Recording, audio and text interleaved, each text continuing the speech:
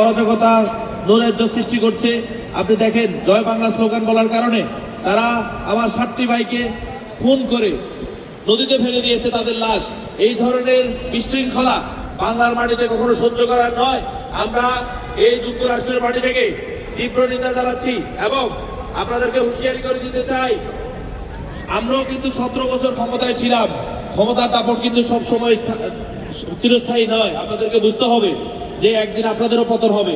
এই ধরনের কর্মকাণ্ডে যদি আপনারা চালিয়ে যান, এবং ফেনীতে আজকে 8টি খুন হয়েছে, আমাদের ভাইদেরকে এভাবে মেরে ফেলা হচ্ছে, আমরা কিন্তু চুপ করে বসে থাকবো না।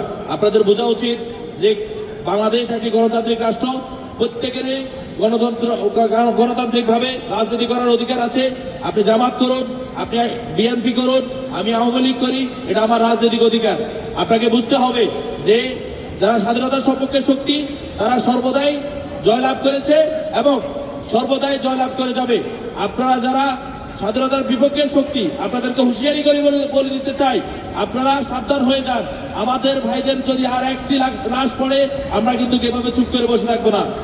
পরিশেষে একটি কথা বলতে চাই, জননেত্রী শেখ হাসিনাকে দেশে ফিরিয়ে আনার লক্ষ্যে আমরা বাংলাদেশ ছাত্রলীগ যুক্তরাষ্ট্র শাখা সর্বদা ঐক্যবদ্ধভাবে কাজ করছি এবং বাংলাদেশের সার্বভৌমত্ব রক্ষার্থে আমরা ঐক্যবদ্ধভাবে কাজ করার চেষ্টা করছি। আপনারা আমাদের সকলকে সহযোগিতা করবেন। ধন্যবাদ। জয় বাংলা, জয় বঙ্গবন্ধু।